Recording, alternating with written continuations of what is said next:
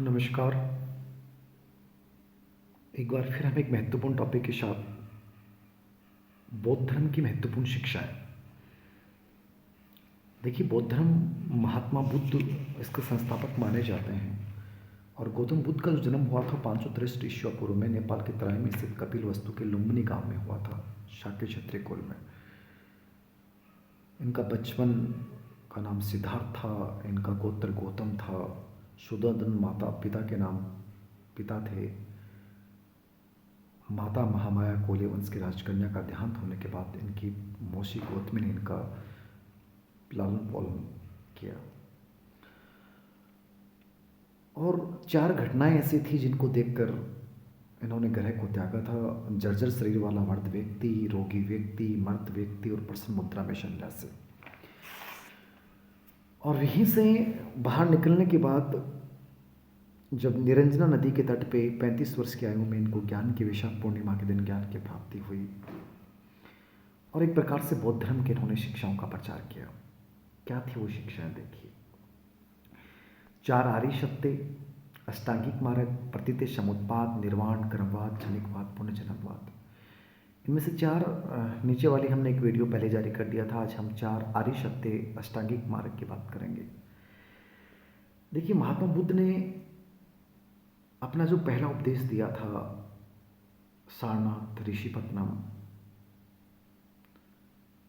मृगदाव आश्रम में 5 ब्राह्मण सन्यासियों को पाली भाषा में प्रथम उपदेश दिया। ये 5 शिष्य थे, अज, कौंडिन्य, असजी, महानाम और भत्ती। इनका प्रथम उपदेश धर्मचक्र प्रवर्तन कहलाता है और सारनाथ में बुद्ध ने बौद्ध संघ की स्थापना कर बौद्ध संघ में प्रवेश प्रारंभ किया। यद्यपि इन्होंने सबसे अधिक उपदेश कौशल की राजधानी सरावस्ती में दिए। जो पहला इन्होंने उपदेश दिया था उसमें इन्होंने 4 आर्य सत्यों की बात की।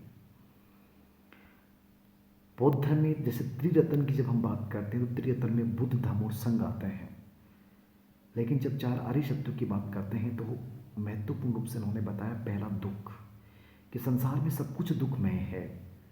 संसार में दुखियों ने इतने आंसू बहाए हैं जो समुद्र में पानी से भी बहुत ज़्यादा है। हर चीज़ के पीछे दुख है।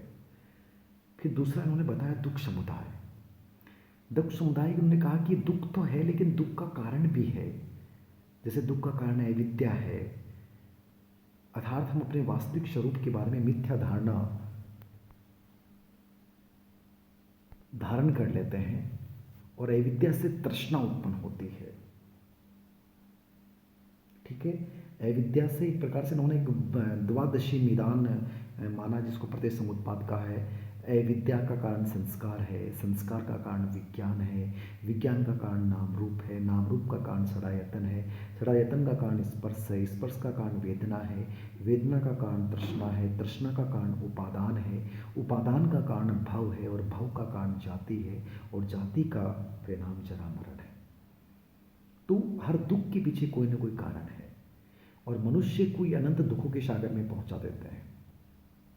फिर उन्होंने कहा दुख निरोध, तीसरा अष्टांगिक मार्ग, कि दुख निवारक दुख है, दुख का कारण भी है लेकिन दुख का निवारण मार्ग भी है, तो उसका छुटकारा भी है, क्योंकि दुख का कारण तृष्णा है।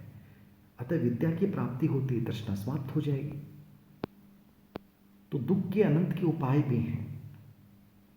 और चौथा इन्होंने दुख निरोध मार्ग, जो अष्टांगिक मार्ग इन्होंने बताया, यदि दुख का कारण है और दुख का निवारण भी संभव है तो इसके लिए कौन सा मार्ग होना चाहिए? इसके लिए महात्मा बुद्ध ने दुख निरोधी गामिनी प्रतिपदा अर्थात दुख निरोध मार्ग कहा, जिसको इन्होंने अष्टांगिक मार्ग कहा है, जिसके 8 चरण होते हैं जो निम्नलिखित हैं। पहला इन्होंने बताया सम्यक दृष्टि। सम्यक दृष्टि क्या है? सभी के प्रति समान दृष्टिकोण, सदैव सत्य बोलना, समान रूप से देखना, सम्यक संकल्प, सत्य संकल्प लो। ठीक है। फिर इन्होंने तीसरी बात कही, सम्यक वाणी, कभी झूठ मत बोलो, सत्य बोलो। सम्यक कर्म, जीवन में अच्छे कर्म करो, बुरे कर्म मत करो क्योंकि उसका परिणाम आपको मिलेगा। सम्यक आजीविका, अच्छे आचरण के द्वारा आजीविका ग्रहण करो, मतलब गलत कार्यों से आजीविका मत ग्रहण करो। सम्यक व्यायाम, ठीक है, परिश्रम, समय की स्मृति, जीवन की ईश्वर कि जीवन की अक्षर मुग्धता को हर समय अपने स्मृति में रखो।